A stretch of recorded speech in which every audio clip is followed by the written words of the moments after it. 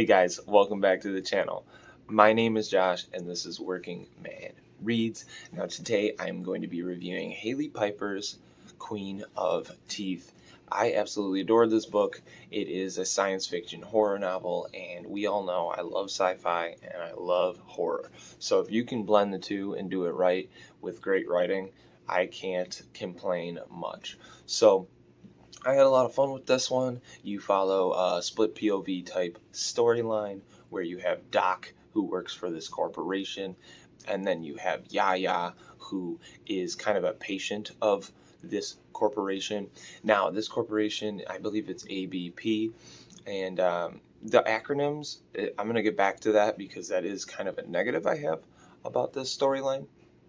But Yaya wakes up one day and she's like, discovers that she's bleeding, and she starts to investigate and thinks that maybe she's just on her period. Turns out she's growing teeth down there, down in the lady region. And yeah, it's a little startling, I would assume. I mean, I wouldn't know personally, but I think I would probably freak out. And yeah, things start to kind of escalate from there. So I don't know if it's almost like a cancer that's caused by the genetic modification injection that this company's doing, or what is causing it, type deal. I could almost get a whole nother book in this series, you know, if she wanted to write a series. But now Doc is kind of a person who tracks down these people that unfortunately have negative reactions to this genetic research or whatever they're doing. And yeah, I liked them. They were both strong female characters, LGBTQ type people, and yeah, it was pretty awesome. I love the representation. I love the way that Hailey Piper weaves that into the storyline, where it seems natural, seems beautiful, and who doesn't love that? So. Yeah. So you basically you get a little bit of body horror, you get a little bit of tentacle romance. I'm just gonna put it that way.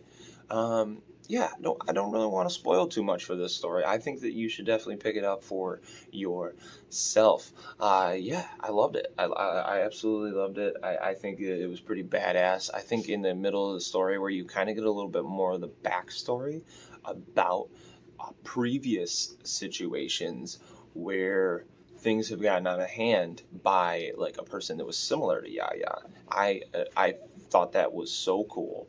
You get to learn more about the backstory, and I found myself highlighting so much while reading this story. So those are all my positives. I am going to get into a quick little negatives that I had. I think that all the different acronyms, there was like SIBS, which I think is what they call it when the character starts to get sick. They call it SIBS. And then there was like ABP. I think she even like E said. I ended up buddy reading this with E from time to time. I'm terrible with buddy reads, but. And I think he said so. It was like AARP for ADP or something. She made a joke in the text about it because it is. I think she knew. I think Hailey Piper knew that it did come off. It was confusing in some parts with the acronyms, if I'm being honest.